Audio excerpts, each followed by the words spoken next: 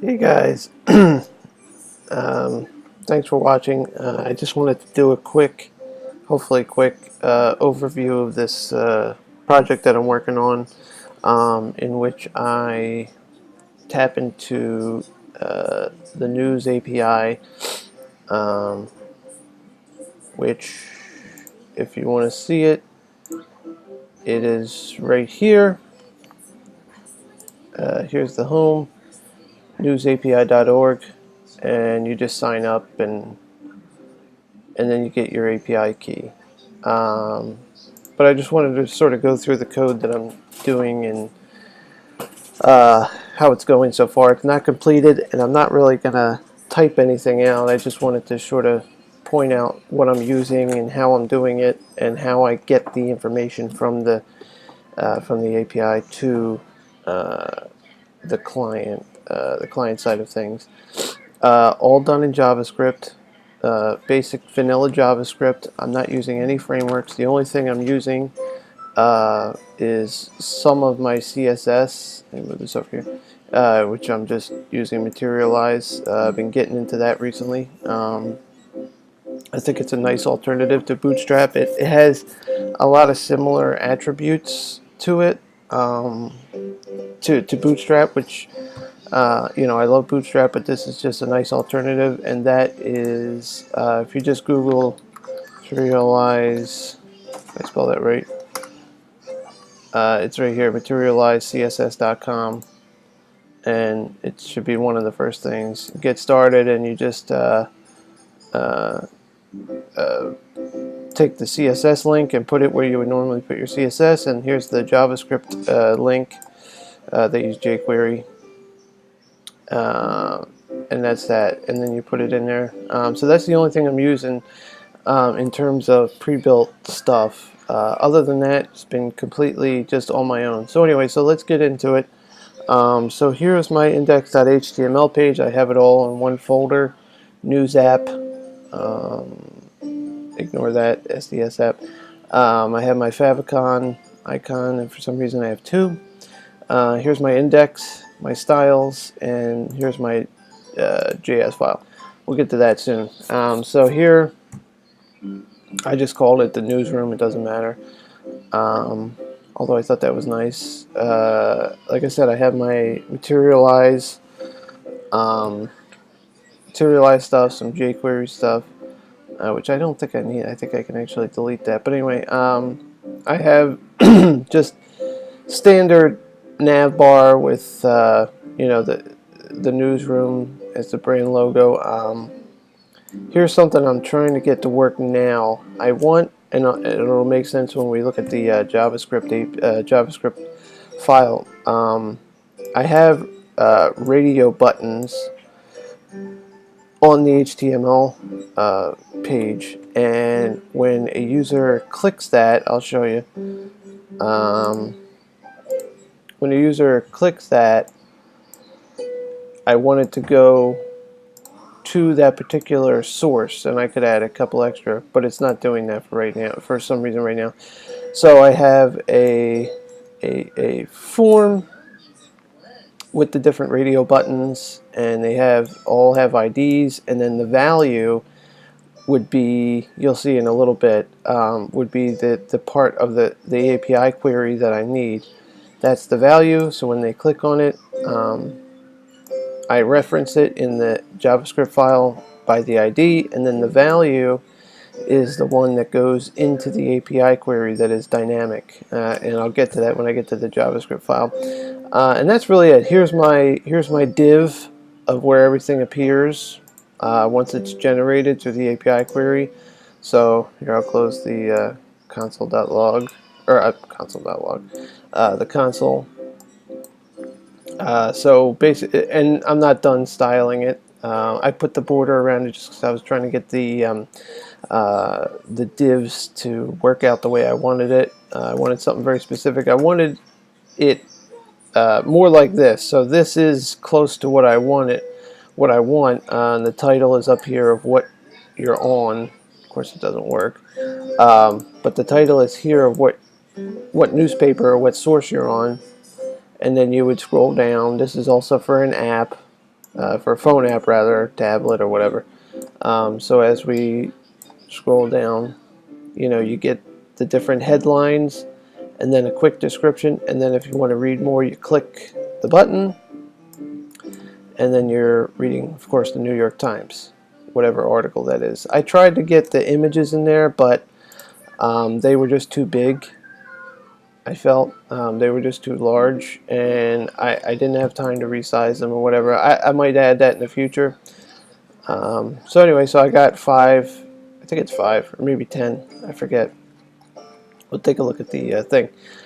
So anyway, so that's the working app, and that's it. So I have this bit here of the radio buttons, in which I have the user interaction, and then I have the display where it appears once the user has clicked a certain radio button, and then it appears here in the div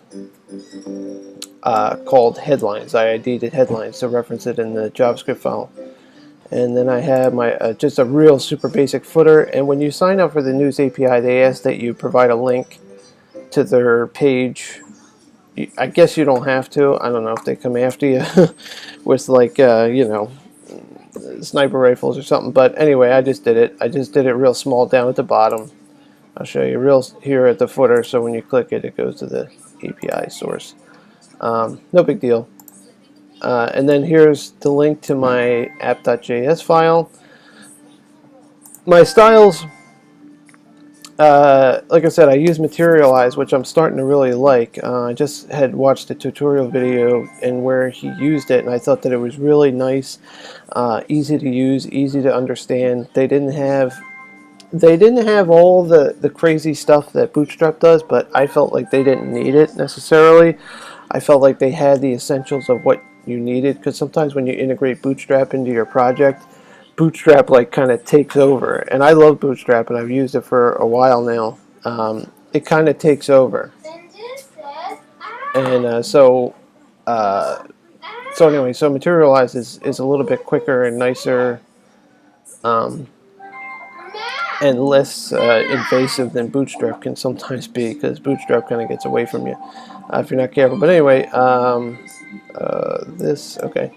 So this is just basic positioning of certain attributes, and I wanted to have a different font for the nav section to have that sort of what do you call it, newspaper type look to it. And then everything down here I just had sans serif because I wanted it to be easy to read, of course. So anyway, so that's, I'm not going to spend too much time because there's not that much in the styles, and I might add more at a later date, but for right now this does what it needs to do. The headlines div, it has a width of 90% so that it's always positioned properly, and I put it up from the bottom of the page just so there was some space. Padding, no big deal. The border, I can actually delete this because I don't need that anymore.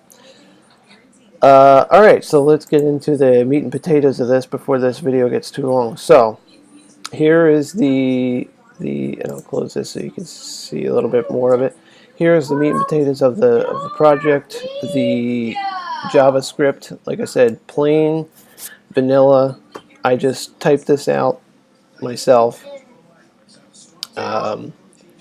And so here we have, I don't want to take too much time, but I'm just going to buzz through this.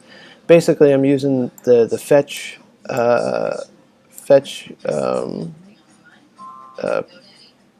attribute. So I got here's my query to the API. News API, top headlines, and you'll see all this in the documentation when you sign up for it. The sources, BBC News, and page size 10, so I got 10 articles, and then my API key. Then I did a new request of the URL, and then I fetched that request, and a fetch in JavaScript returns a promise. So you do a dot then, and your one parameter is your response, and then if you do a function and then response.json, and that returns the JSON data. You could also do just plain text, and that would be the same thing. But obviously for this we need the JSON data. And then you almost always do a second dot then for your actual what you're going to do. So the fetch goes and gets it, the information. The first dot then returns the JSON or text or whatever it is that you're looking for. Then there's a second dot then, which is where all of your actual what you're going to do with that information goes. And actually, let's go down. Where's the I did other ones that aren't working right now. But here's the New York Times section of what I did. Okay, so I have my dot function, and then I want an output. I want that information to go somewhere, obviously, and onto the screen. So I created a let variable in ES6 syntax, and then I put the title. That's where this title is, right here, title.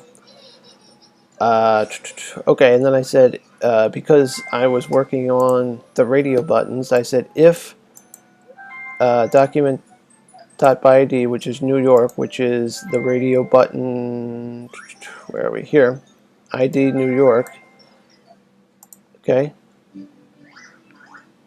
Yes, New York is checked equals true.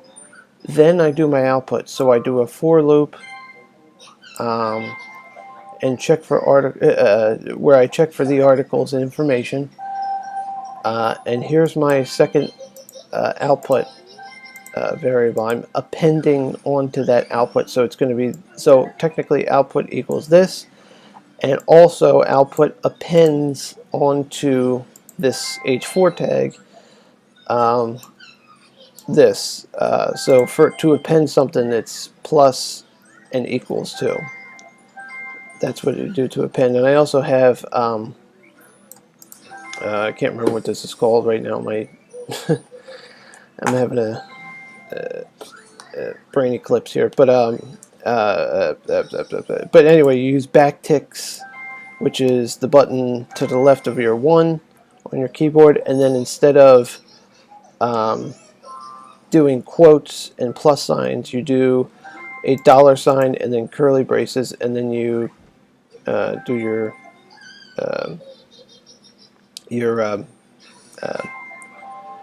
whatever it is you need to put in there. Okay, so here, so for I in response to dot articles, and then output. So here I have it's inside a div. H5 is the headline, and then the actual headline, which is the text, is going to be inside of an H4. So I do response.articles, which is the API group. I think I still have it here. Nope, I don't. Sorry. But anyway, you just have to trust me. Articles, and then inside of articles is the title, the description, and the URL. And then I created the URL as a button. Okay. And that's that. That's the for loop. So right outside of that, I want to do, once that's done and the information comes back, I want to put it into the headlines section, the headline div, which is right here. Headline div, right? Equals output, which is this appended, this plus this equals output. And then, so that's all, hopefully, right? Yeah, that's all within the if statement. So if the user selects the New York radio button, this will happen here. This will happen, the output, basically. And if they don't select it, now this is the part where I'm going wrong. If they don't select it, the document.getElementById, the headline section, is display is equal to none. So if the radio button is not selected, it should disappear. However, as you can clearly see, that's not the case. So I'm still working on that. Anyway, just wanted to buzz through it. One thing I was doing before, and I'll show you real quick, that I was trying to get, this API you can break up into pieces, right? So you can have this, and then you can say var sources equals source, and then you have equals there, and then you can have var page size equals the page size right here, and then var API key equals here, right? And then so then you have semicolon, and then you have your different, I should have did this, but whatever. And then you have that. So now